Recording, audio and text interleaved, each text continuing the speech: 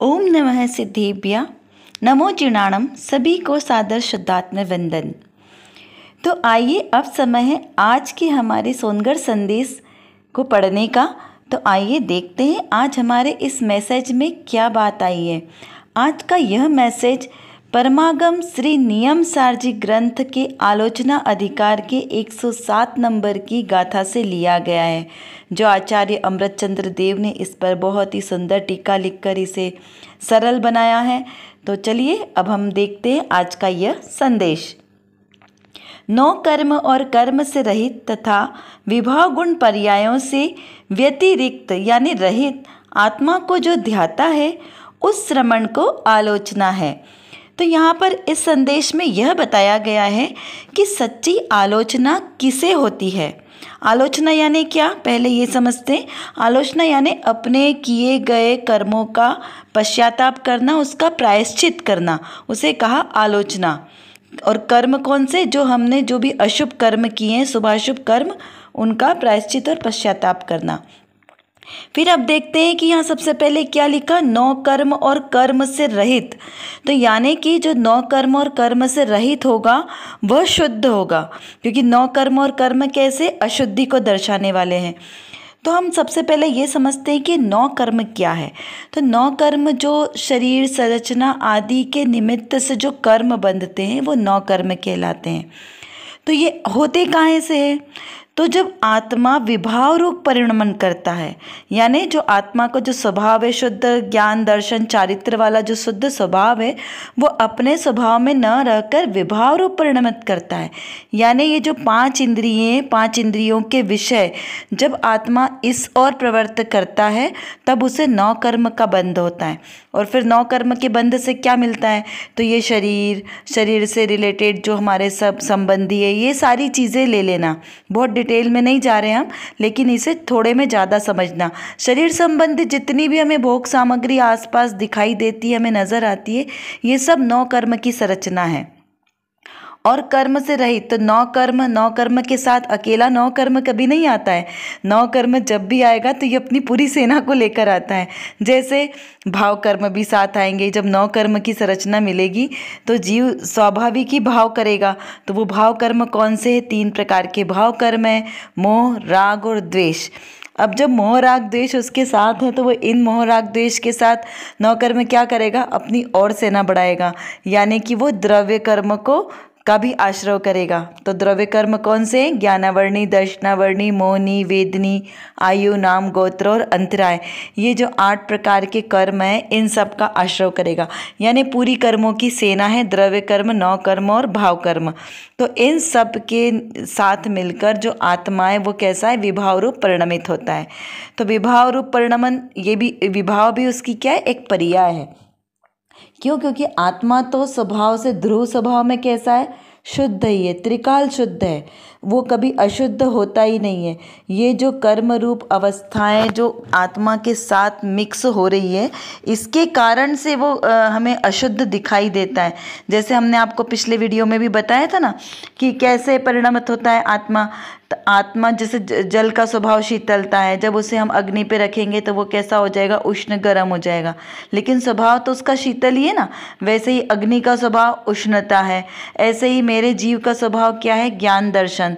लेकिन जब विभाव रूप परिणमित होता है तो वह ज्ञान दर्शन के अलावा कर्ता भोक्ता एकत्व ममत्व बुद्धि करने लगता है। यानी पर में एकत्व करेगा, पर द्रव्य को अपना मानेगा, स्त्री पुत्र आदि जो उससे अत्यंत भिन्न है उनको अपना मानेगा।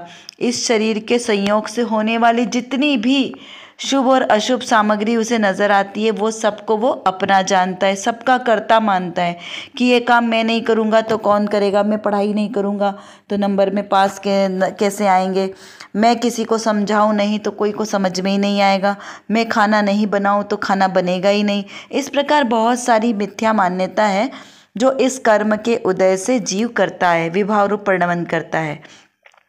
तो जो श्रमण या जो ज्ञानी जीव अपने आत्मा को इन परद्रव्यों से, परद्रव्यों के कार्यों से भिन्न जानता है और सिर्फ एकमात्र अपने शुद्ध आत्मा में ही रमण करता है, उसी की रुचि करता है, उसी का ज्ञान करता है, तो ऐसे श्रमण या ऐसे ज्ञानी जीव को ही सच्ची आलोचना है, क्योंकि वही सच्चे दोषों का प्रायश्चित कर सकता है।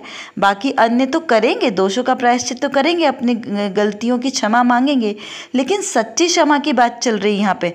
तो सच्ची आलोचना तो ऐसे श्रमण जनों को, ऐसे ज्ञानी जनों को ही सार्थक है। तो इस प्रकार इस संदेश का यहाँ पे अर्थ जानना। चलिए अब देखते हैं हम आज की रत्न कणिका में क्या विशेष बात आई है। तो यहाँ पर एक श्रोता ने प्रश्न किया है, ज्ञानी को जैसे शरीर भिन्न दिखता है वैसा रागादिक भिन्न दिखते हैं क्या?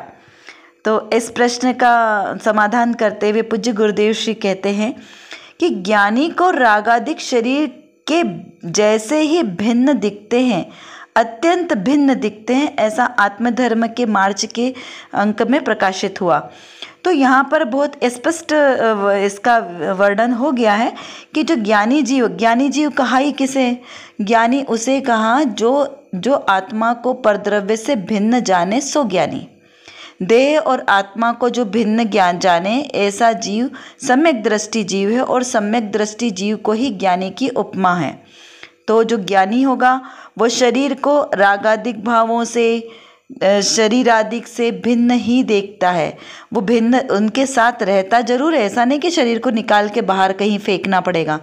वो शरीर में रहता हुआ, शरीर संबंधी सारी क्रियाएं करता हुआ, बाहरी संसार के सारे कार्य, गृहस्थी के कार्य करता हुआ भी उनकी अंदर में आत्मदृष्टि में शरीर और ये सारे पदार्थ उनकी आत्मा से भिन्न ही है। ऐसा उसका कहते हैं ना कि चिंतन धारा में ऐसा अभिप्राय में ऐसी उनकी दृढ़ बुद्धि रहती है कि शरीर आदि ये सारे संयोग मेरे नहीं हैं। बहुत प्रचलित उदाहरण मैं हर बार देती हूँ, जैसे भरत चक्रवर्ती का, कि वो 6 खंड की संपदा इतने महलों में रहते हुए भी उनके राग से बिल्कुल ही भिन्न थे। इस प्रकार जैसे कमल जल में रहकर भी जल से निर्लिप्त है, कीचड़ उस पर नहीं लगता, इसी प्रकार जो ज्ञानी जीव होते हैं वो रागादिक में लिप्त दिखाई देते हुए भी उनसे भिन्न ही होते हैं। फिर दूसरा प्रश्न किया श्रोता ने कि शरीर को आत्मा से भिन्न कहा, यह तो ठीक है, जचता भी है, मतलब हमें ये अच्छा भी लगता है, परंतु राग आत्मा से भिन्न है, ये गले नहीं उतरता है। कि राग, चलो शरीर आत्मा से भिन्न है ये तो समझ में आता है कि हमने प्रत्यक्ष देखा है कि जब आत्मा इस शरीर से निकल जाता है तो ये शरीर मुर्दा यहीं पड़ा रह जाता है, जिसे हम जाके शमशान में जला देते हैं, तो हमें पता चलता है कि इसके अंदर कोई आत्मा थी जो अब नहीं है और अब ये मुर्दा कहला रहा है, तो वो तो हमें समझ में आता है। लेकिन राग आत्मा से भिन्न कैसा होता है? क्योंकि जो आत्मा है वही तो राग करता है, ऐसा तो नहीं कि राग करने वाला कोई और जीव है, क्योंकि आत्मा ही राग करता है और आत्मा को ही आपने राग से भिन्न कहा है, तो ये कैसे संभव है? तो यहाँ पे पूज्य गुरुदेव श्री ने समाधान करते हुए कहा कि चैतन्य में अंदर गया, अर्थात पुण्य पाप भाव का साक्षी हो गया, तब वह भाव से भिन्न है, काल से भिन्न है और क्षेत्र से भी भिन्न है, वस्तु ही भिन्न है।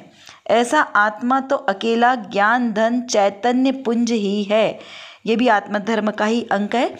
तो देखिए इसमें क्या बताना चाह रहे पूज्य गुरुदेव श्री कि जो आत्मा है वह अंतर चैतन्य की धुन में लगा है।